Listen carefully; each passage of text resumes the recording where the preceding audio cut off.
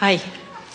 I want to know what you would say, or what if there's another process to use. I get the canoe going with the stream, but I often feel that what I want is upstream. It never is. It's not. Not unless you're seeking approval from others who need you to suffer.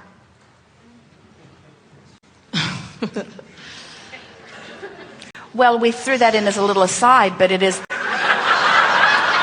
sort of the basis of life as you know it. There are a lot of people that would rather have the reward that someone else assigns than connection to their own source. And there are a lot of people that are encouraging you to struggle.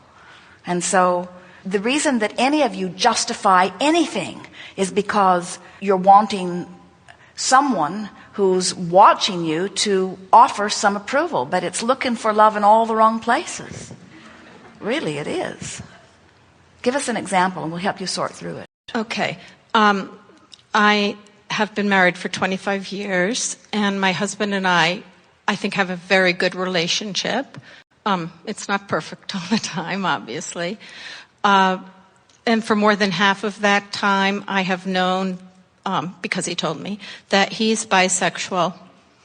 And we do fine in our lives, in what we're doing, but I realize that I sometimes feel that I'm missing sexual activity because his focus is turned toward the homosexual part of bisexuality right now.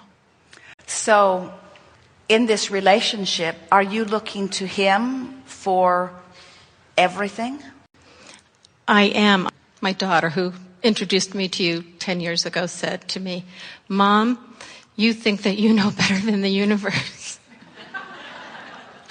But I'm afraid that if I put my canoe in and go downstream, that I'll turn away from him, and so he'll die, or he'll find another partner. Well, has he turned away from you? No. So he's found a way? Yes. So are you saying that what you think you want relative to sexuality, you can't see a way of achieving it where you are, and you don't feel right about going somewhere else? Yes. Well, we think that you gave a good depiction as you began here today about it feeling like what you want is upstream. So let's sort this out just a little bit. First, we want to say to you that anytime you say, "I want something that I cannot have," you're setting yourself up for very strong discord that's going to last a long time. That really is like rowing upstream forevermore. Because what it's saying is that my life in what I've lived is causing me to want something, but when I view where I am objectively, I can't get there from there. But I'm not willing to go another way. And we say, if you were just going with the flow, then the universe would deliver to you a way that would make it all work. The thing that people often do, they will come together in relationships, and often they say, "I want to be for you and I want you to be for me everything." And we say, right away, you're setting this relationship up for failure because you're asking of the other and they're asking of you something that is not possible, because you are much more broad and expansive than that. The law of attraction and the universe at large can satisfy everything that you are wanting, but humans put such limitations on themselves. It's really an interesting thing to watch from broader view as we have the rules and laws, both religious and secular, around the subject of sexuality. And we think that you would be shocked if you understood that the basis of these constantly changing laws has been economics more than it has been God-inspired.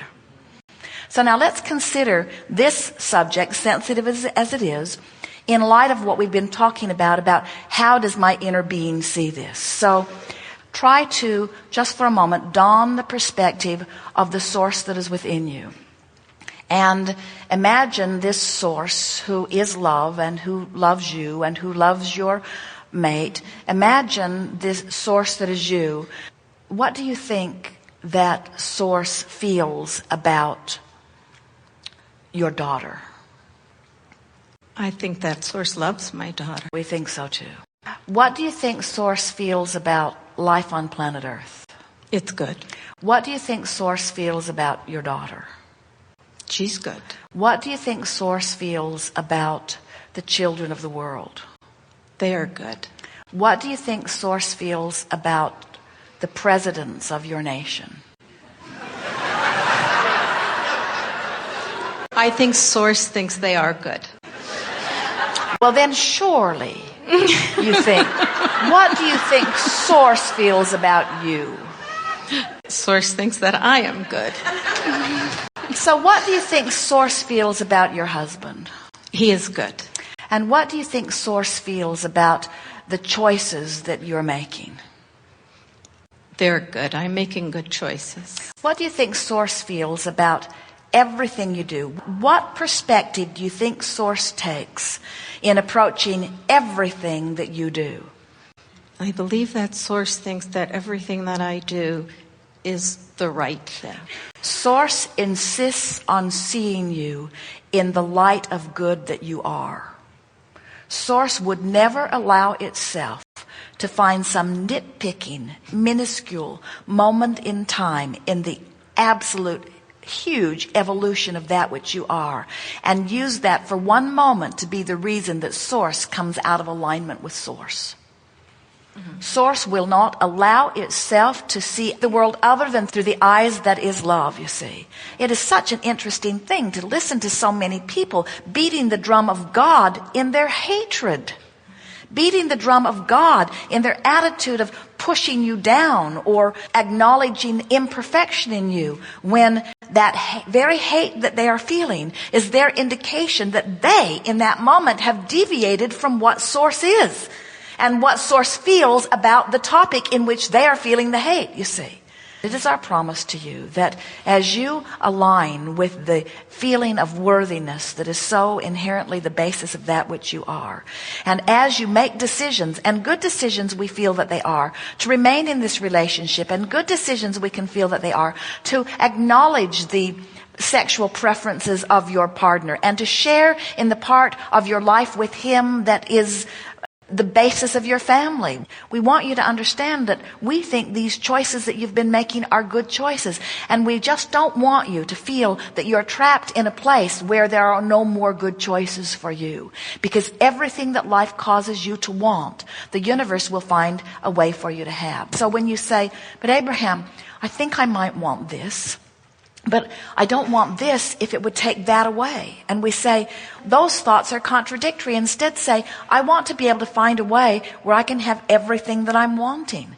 Is the universe large enough to be able to yield that to me? And there are plenty of people that would stand in judgment if you're even being willing to make that concession to your husband.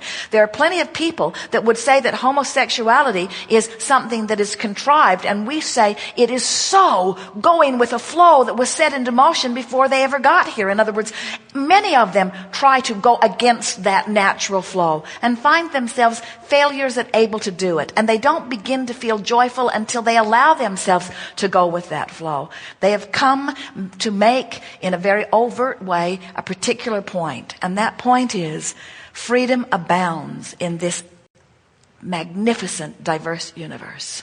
And when you get it, that you are not stepping on the toes of one other by dealing with your own vibrational gap, when you give yourself the permission to let your life cause you to be clear about what you want, and you turn in the direction of it and you practice it until you're really in sync with that, in the same way that the universe brought to your husband, you brought to a man who prefers something different sexually, a woman that provides him a family that he could not achieve in the other. In other words, there is no limit to the universe's ability to give you everything that you want, you see.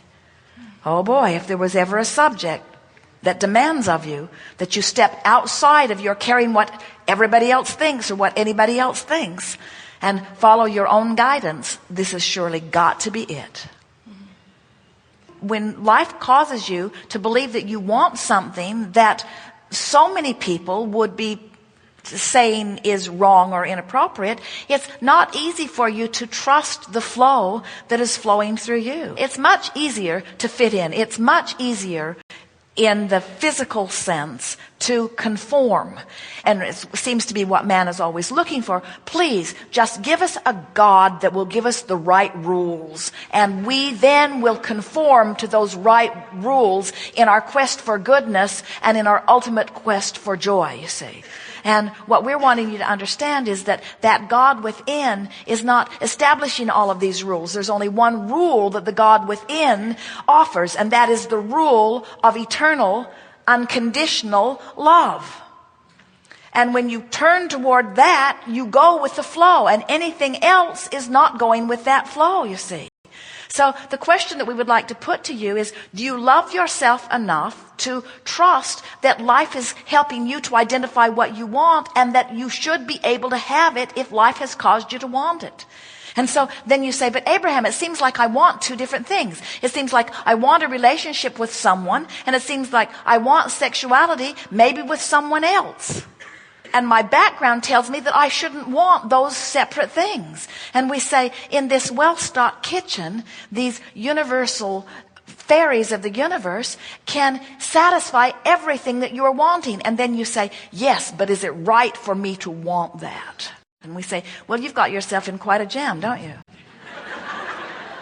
Life is producing desires within you that your beliefs tell you you should not want. And much of the world is sort of wrapped up in this tangle where they're arguing for the rightness rather than finding alignment. And if you would relax and go with the flow, you're going to discover all kinds of things that God that you've been fearing is in absolute alignment with. So how I understand it is that I've put out all my rockets of desire, and that's all out there in the escrow. But I don't have to feel positive about those things. All I need to do is feel good about where I am now. And if I feel good about where I am now, and then later feel good about where I am then, that I'll get on a rampage of feeling good. That's and then whatever the universe brings me for the answer, I will feel good about. Oh, well, now see, we should have let you stand up here. You said it better. You said it better than we did. That's exactly right. Okay. In other words,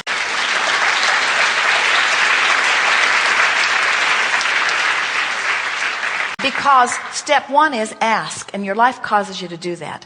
And step two is source answers, and that's that vibrational escrow that's already all figured out for you. Mm-hmm. And step three is, I just got to feel good in the moment so that I allow my boat to turn and go in the direction.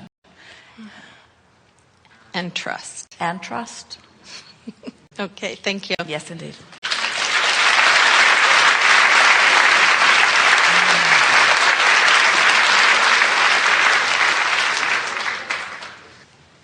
It's a little tricky, isn't it, to have things that from the time you were little that you're taught this is right and this is wrong. And then to later in life discover that there's a guidance system within you that runs contrary to a lot of that stuff.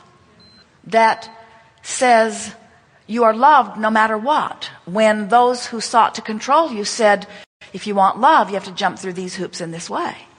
And it's a little shocking to discover that someone could be loved when they break the rules. And we say, but it's real tricky sorting the rules out, isn't it? You have choices with every subject and every person on the planet to see it through the eyes of source or otherwise. And the closer to seeing it through the eyes of source you become, the more joyful you are, the better you feel, and the more you thrive, the more you allow the well-being that is natural to you.